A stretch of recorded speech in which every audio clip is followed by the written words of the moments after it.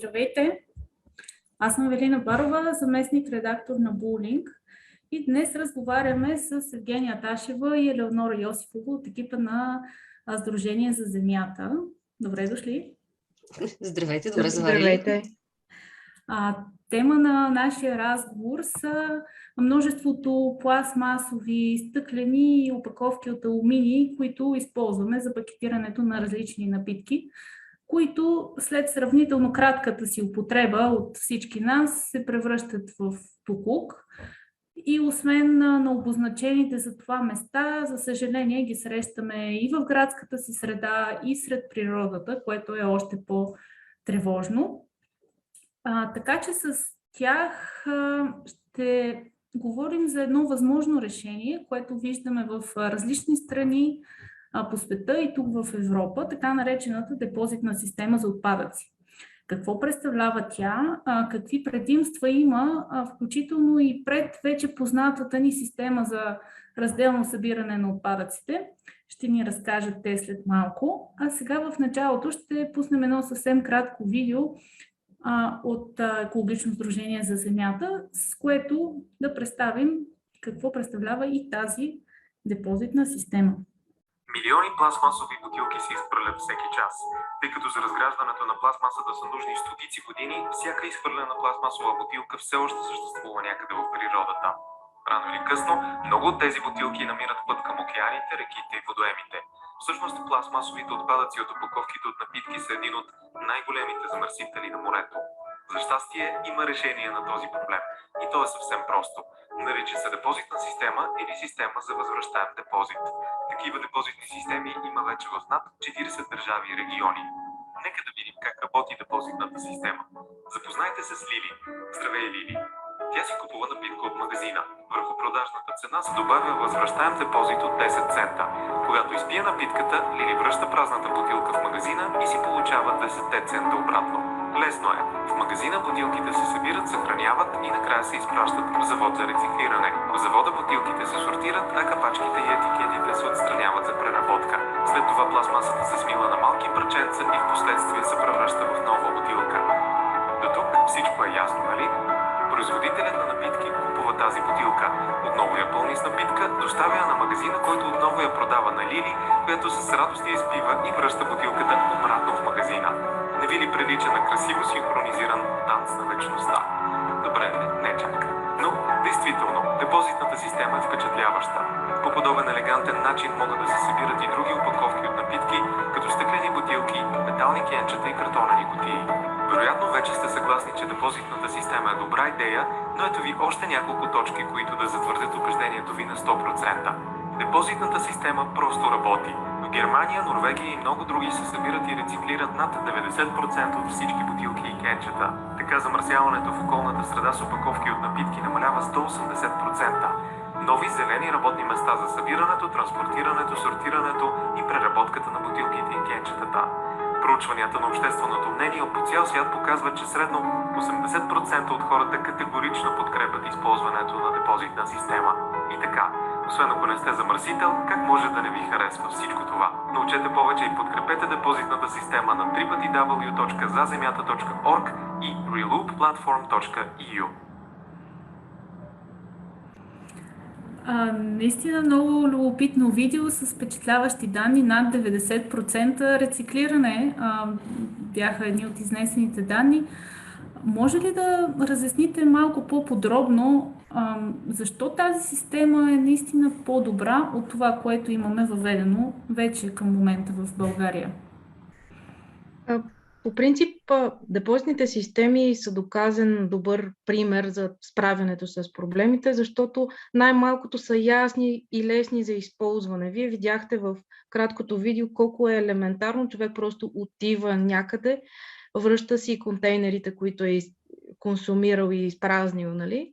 Връща си ги и вместо парите, които е платил за тази опаковка, да си отидат към производителите, той получава обратно един депозит, който всъщност стимулира него отново да продължи да връща тези бутилки и съответно парите, които той е дал като депозит за тази опаковка, да се върнат при него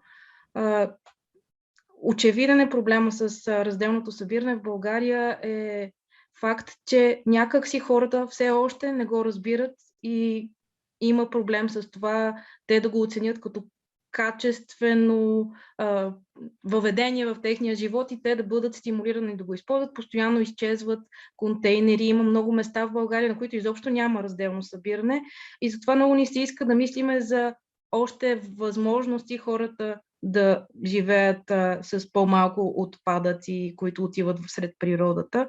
Отделно депозитните системи водят и до повече рециклиране. Те подпомагат разделното събиране и помагат повече материали да бъдат рециклирани в последствие.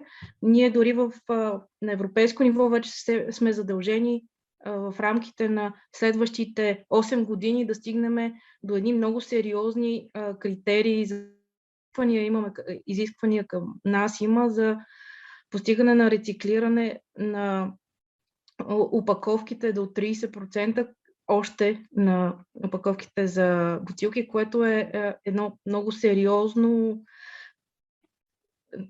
изискване към нас, което няма в момента възможност да покриеме. Те са справедливи също, така че някак си човек вижда смисъла, връщайки една бутилка, в депозита се връща при него, а не отива някъде без той да разбере защо и какво се случва с него. И депозитните системи всъщност са вариант, в който самите опаковки, които се предават в доста по-чисто състояние. Те повишават качеството на материалите, които се връщат в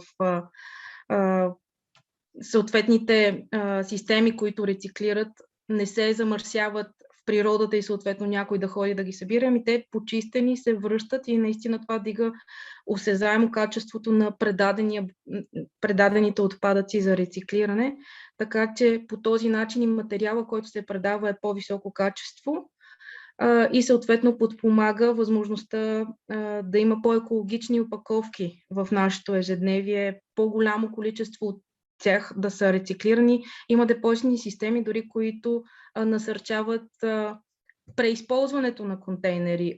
Ние сме свидетели, че в България още от далечни времена има възможност да си предаваме стъклените бутилки за някои напитки, като бира, например, и те да продължават своя живот, не да отиват за рециклиране или на някъде на някое сметище, ами да продължават живота си като бутилка, така че има депозитни системи, които имат и тази възможност, не само да предадеш нещо, което ще бъде рециклирано, ами да бъде и преизползвано, което също е допълнително, вместо необходимост да се създават още и още опаковки, едни опаковки да имат по-дълъг живот.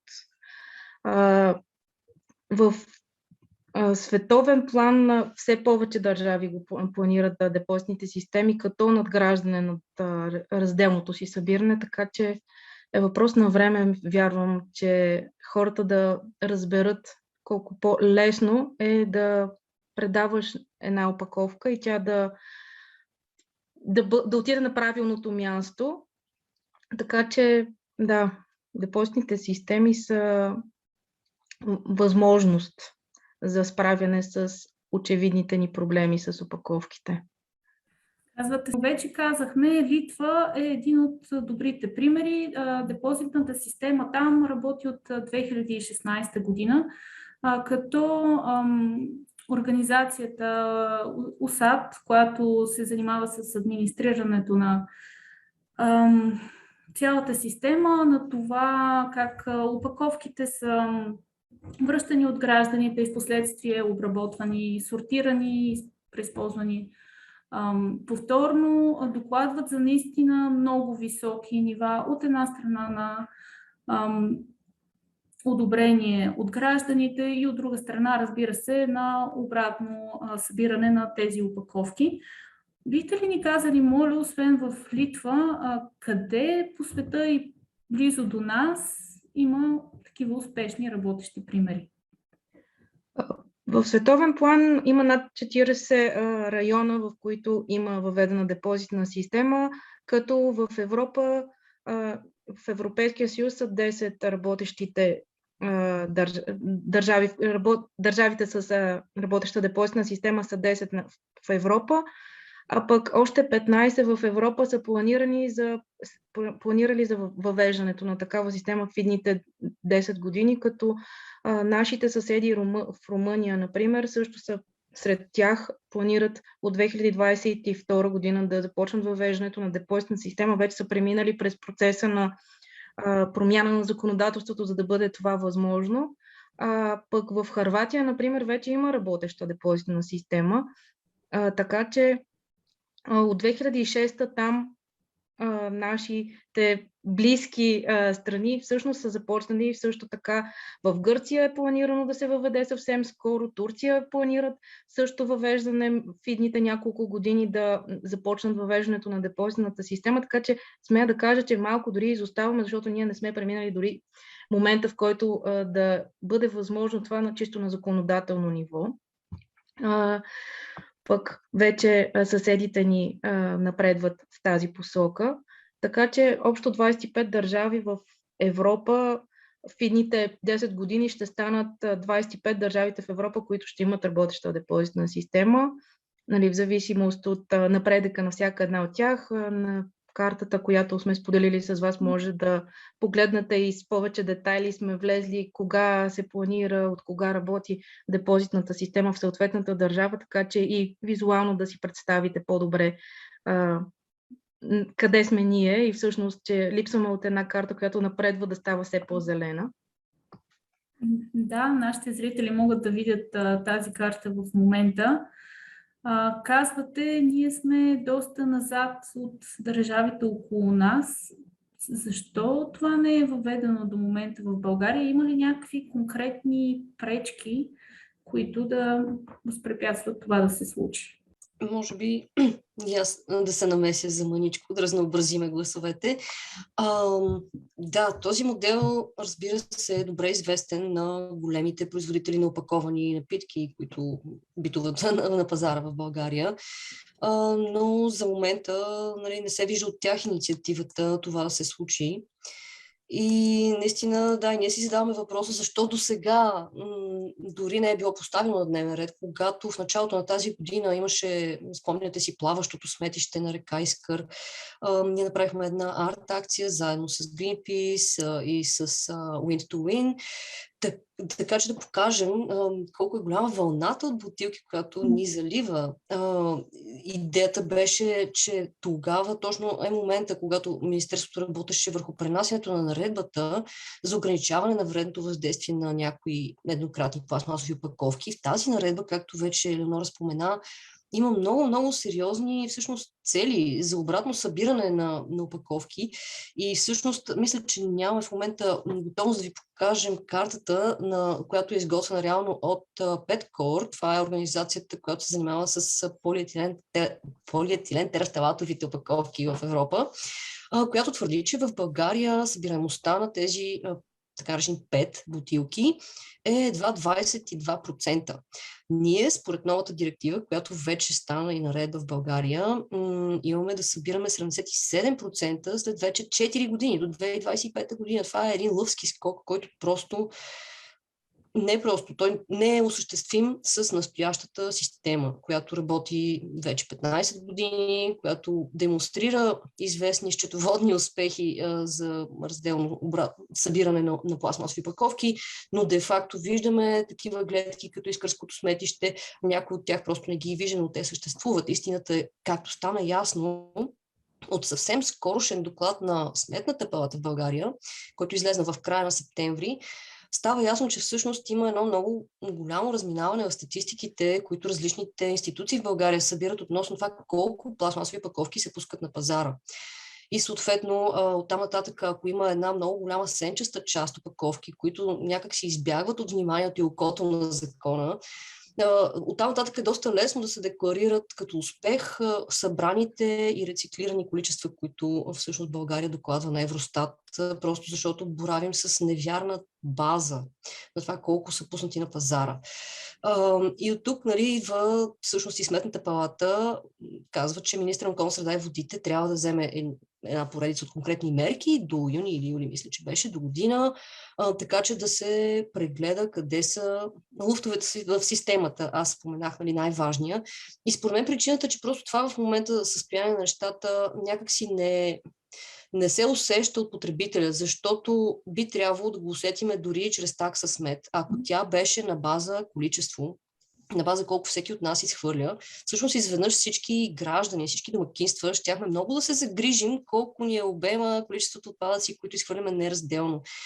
И това, нали, от тук идва момента, в който депозитната система ще свърши много добра работа на България, най-малкото за да обере този материал. Тези бутилки са наистина една от най-ценните вторични суровини, да го кажем по-старому, или рециклируеми материали по-новому, защото те имат висока пазарна стойност, много добра рециклируемост и съответно не е редно да се търкалят из речните дерета, из паркови градинки, по плажове или, не дай си Боже, да бъдат изгарни в тецове или в циментовите заводи. Това просто е щета за всички нас, както за здравето ни, така и за джоба. И на местния данъкоплатец и на държавата. И не случайно тук искам да напомня защо е толкова важно колко са тези пластмасови опаковки пуснати на пазара и къде се намира тази информация, защото от тази година, от началото, от 1 януари, България, както и всички други членки на Европейския съюз, започваме да плащаме данък пластмаса на Европейската комисия, който за България е 44 милиона лева с намалението. Този данък в момента ще се поема от държавния бюджет, но това не е редно по принцип, тъй като неговата цел и замисъл е да стимулира производителите на опаковки, тъй като данъка се налага върху всеки килограм нерециклирани пластмасови опаковки, пуснати на пазара. Една депозитната система, нейното предимство е, че тя ще въведе баркод и отчитане на всички бутилки по баркод, което ще направи много трудно да се лъже с количества, да се пускат нереални данни, защото там всичко минава вече през една отчетна централизирана система, която много добре проследява тези потоци.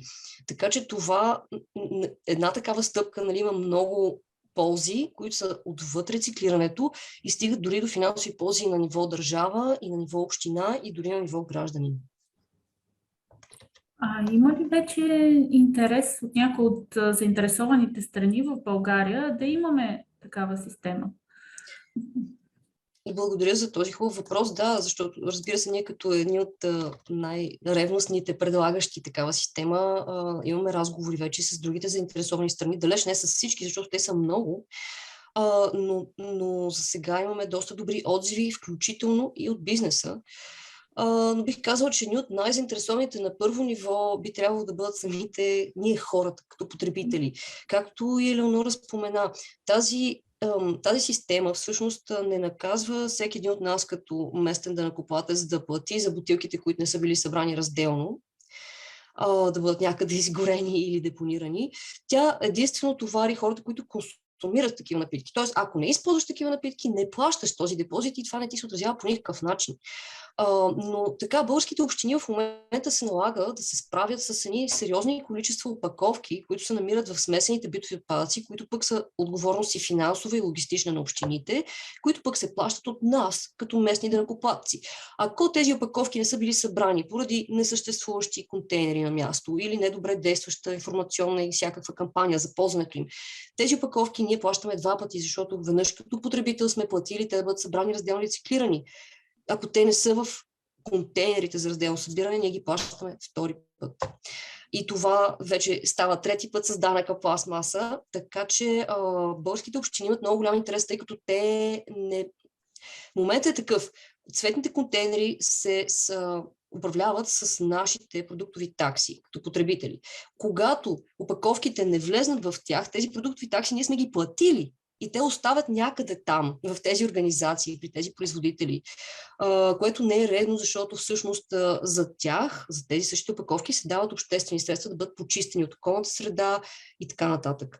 И тук идва реда отново и на реформа на съществуващата система за разделно събиране, разбира се, но и на депозитната система, за да се въведе малко повече справедливост по отношение на това, кой поема финансовия товар. Общинските бюджети не е редно изобщо да управляват отпадъци от опаковки, освен ако те не получават някаква част финансова от тези събирани продуктови такси.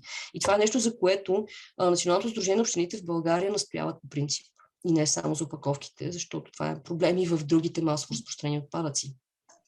Другите, разбира се, които имат интерес, са рециклиращите предприятия в страната, защото не е тайна, че на тях им се налага да внасят качествена пластмасова суровина от други страни за рециклиране. Тъй като при нас просто разделно събиране на много малко количество и много лошо качество, което нали, не позволява за тях да се произведе някаква добра суровина.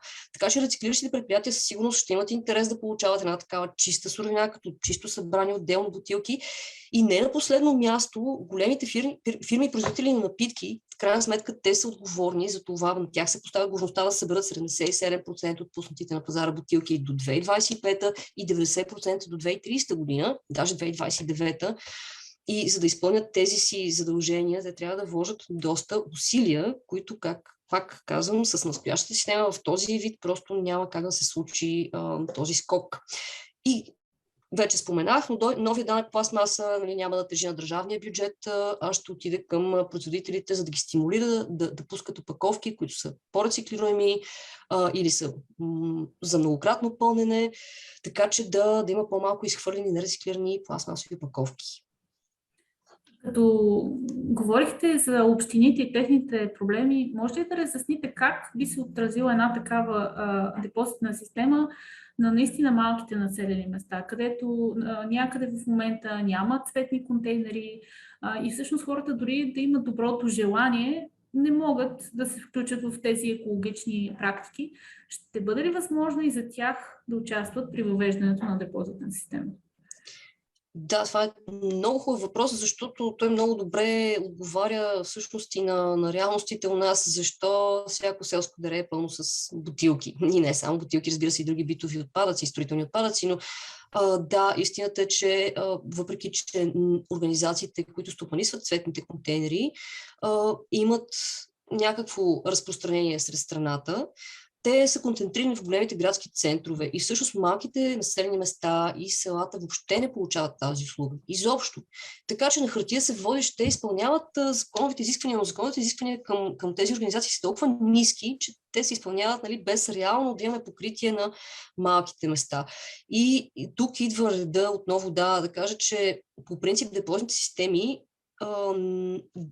включват всички търговски обекти, но разбира се дават толеранс на най-малките, просто заради логистиката, защото един много мъничък магазин нали, може да няма складовото пространство, няма свободна работна ръка и какво ли още не, за да организира този процес. Но от друга страна, това все пак може да бъде направено изгодно дори за най-малките търговски обекти, тип смесените магазини по селата, защото в повечето случаи, както работят депозитните системи по света, тези магазини те получават средства за тази си работа. Тоест, този техен труд да сортират и да складират бутилките се заплаща от оператора на депозитната система. И по този начин гарантирам, от друга страна, нали, самите магазини, дори тези, които са изключени от задължителния обхват на системата, знаем, че в други страни те по желание се включват в нея, дори да не са длъжни, просто защото възможността да си върна закупена празна опаковка в който и да е магазин, на мен ми дава, това дава лоялност на клиентелата. Хората се връщат отново там, защото могат да си осребрят амбалажа. Така че това пък, освен това, аз понеже живея в такова населено място, което не е покрито, няма контейнер за разделно събиране тук и ви казвам, че наистина бутилките са навсякъде, съм сигурна, че тази система ще помогне това да спре, просто защото стимул е достатъчен. Разбира се, важен е колко ще бъде сумата, която се поставя като депозит, но това е обект на специфични проучвания, които трябва да се направят. Но това със сигурност ще изчисти нали, не от съществуващите бутилки, тъй като върху тях не е начислен депозит, но ще спре този проблем. И това се докладва от всички страни и региони, които са въвели депозитна система, че замърсяването на обществени места рязко пада. И още един последен въпрос, тъй като ние до момента коментирахме опаковките и боклука, който те генерират от гледна точка на замърсяването на околната среда около нас, но може ли да го поставите в контексти на по-големия проблем за климата? Защото вие говорихте за това как се изгарят отпадъци, но да разясним каква е връзката и дали едно такова решение в крайна сметка може да окаже някакво влияние и за усилията, които държавите се опитват да полагат, за да смекчат проблемите в климата. Да, категорично депозитната система дава много добро решение. Разбира се, тя не решава всички проблеми, дори само в сферата на отпадъците, камо ли на климата, но тя е много правилна крачка в правилната посока, защото сигурно знаете и надявам се и зрителите знаят, че кръговата икономика като концепция и като практика е залегнала вече в амбициите на Европейския съюз от доста години. Реално депозитната система тя е пример за кръгова икономика в действие и ще дам пример от Швеция специално, защото там вече успяват местните производители и рециклатори да затворят цикъла на бутилките, така че това, което се консумира, се събира обратно над 90% от пуснатите на пазара бутилки и те отново стават бутилки от 100% рециклирана пластмаса. И то всичко на шведско ниво, т.е. екологичният отпечатък там е много, много, много пъти по-малък от всичко останало, което се случва у нас, например. Освен това да не забравяме, че самата пластмаса като материал, тя присъства в страшно много сфери от живота ни, т.е. в страшно много промишлени сектори, световни. И вече виждаме числа, споменавани и за модата, и за авиацията, и за туризма, и за земеделието, кой колко допринася към затоплянето и въобще към промяната на климата. Пластмасата изобщо не е на последно място, защото тя пък хоризонтално върви през всички тези сектори. Тя обслужва и земеделието, тя е много залегнала в текстила и, разбира се, в опаковките на храни и напитки. Така че е много важно да се разглежда и наистина жизненият цикъл на пластмасата, защото той носи много тежък екологичен товар от началото до края. Ако стесним кръгозора до опаковки, все пак, може би най-тежката стъпка е при производството, при извличането на материалите за опаковки, като тук не визираме само пластмасите, все пак депозитната система трябва да включва, за да е ефективно, трябва да включва всички останали материали, които са опаковки от напитки, най-често срещаните, разбира се, стъкло, алуминий. Това са най-идеалният обхват на една депозитна система. Но да се върна на жизнения цикъл и климатичния отпечатък, когато имаме еднократна опаковка, тя в себе си се съсредоточава много по-голям екологичен товар, защото жизненият цикъл е само един. Тоест, единият начин да подобрим, да намалим екологичния отпечатък на опаковките от напитки, които използваме, е да направим така, че системите да ползват повече многократни опаковки, които да се пълнят повторно. Това се случва с стъклени бутилки, дори с 5 бутилки в Германия. Така че не е невъзможно, напротив, добре доказана система.